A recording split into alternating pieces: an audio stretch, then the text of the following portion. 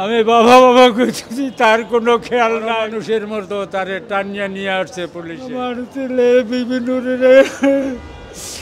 আজকে 8 দিন দেখা টাকা নাই, 3 দিন পর কোর্টে উঠাইয়া 5 দিন রিমান্ডে দিয়া আজকে অফিসে আছে।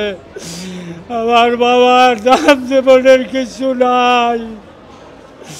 সরকার রাজনীতি করা বন্ধ করে দেখ, দেশের সমস্ত মানুষের কোনো রাজনীতি দেশে চলবে না। এই সময় দেশের রাজনীতি বন্ধ করে দেখ, দেশে একনায়কতন্ত্র গঠন করিয়া দেখ, আমাদের কোনো আপত্তি নাই। আমরা যে অবস্থায় আছি এই অবস্থায় থাকবো। আমার বংশ বুনিয়াদির মধ্যে কোনো মামলা মকদ্দমা নাই।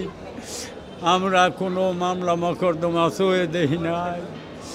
আর আজকে ঢাকা ভার্সিটিতে লেখাপড়া করিয়া ঢাকা ভার্সিটির ডাকসু হইয়া তখনও 20-22 বার হামলার সম্মুখীন হয়েছে। আজকে তাকে অ্যারেস্ট করে আবারও রিমান্ড দেয়।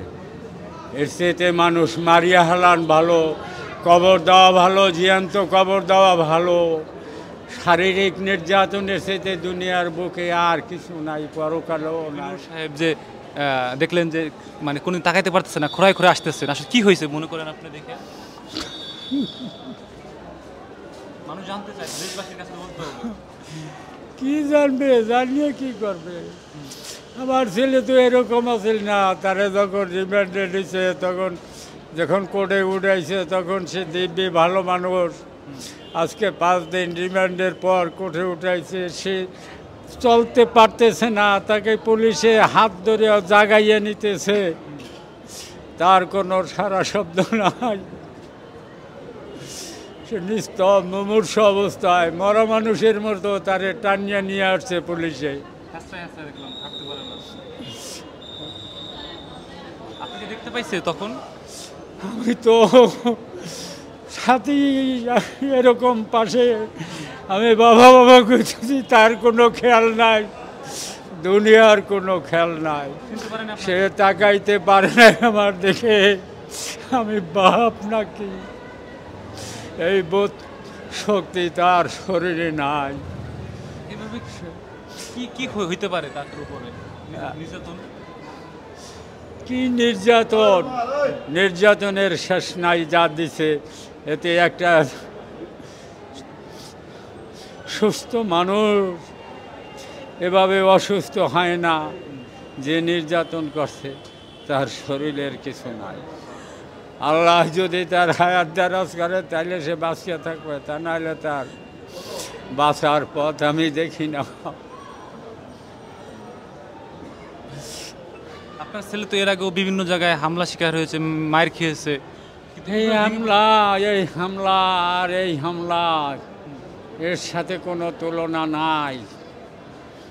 এই হামলার লগে তুলনা নাই। হামলা হয়েছে, 5টা বাড়ি দিছে, 2টা কিল ঘুষে দিছে। এরাই কি হয় তার 100 গুণ বেশি এই হামলা রিমান্ড। কিভাবে নিয়ে গেছে, কিভাবে গ্রেফতার করলে? ওরে তো গ্রেফতার করছে আজ 8 দিন, 9 দিন না নাকি 8 দিন।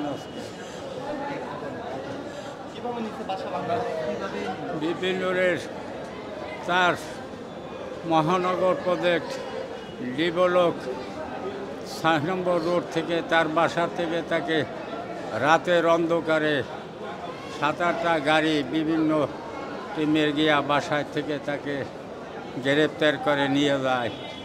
আমরা তার কোনো অনুসন্ধান পাই না। 3 দিন পর তার অনুসন্ধান পাই ডিবির কার্যালয়। আমরা ডিবির কার্যালয়ে গেলে বলছে আমরা তা জানি না। 3 দিন পরে তাকে ডিবির কার্যালয় গনে জেল হাজতে পাঠায়। আজকে এই 8 দিনের দিন, আজকে শুক্রবার, তাকে ঢাকা দায়রা জজ কোর্টে আপনি এখানে কি দেখলেন, তাকে কিভাবে চিফ ম্যাজিস্ট্রেট কোর্টে হাজির করার সময় আমি তাকে দেখি সে মানুষের মতো নাই, একটা ঘুঘুর মতো হইয়া গুজতিয়ে রয়েছে, হাঁটতে পারে না। পুলিশ তাকে দুই দিকে গনে হাত ধরে হাসরাইয়া টানিয়া কোর্টের ভিতরে ঢুকাইতেছে। তার এই করুণ দৃশ্য দেখে আমি বাবা বাবা করে কান্নাকাটি করে, কিন্তু তার বোধ নাই যে কে কান্নাকাটি করে। আমি তার গায়ে হাত দিছি যে আমার দিকে ফিরিয়া তাকাই পারে না। সে আর করুণ দৃষ্টি কিছু নাই। আল্লাহ তুমি রহম করো, তুমি রহমান রাহিম। আল্লাহ আঙ্কেল, আপনার নামটা?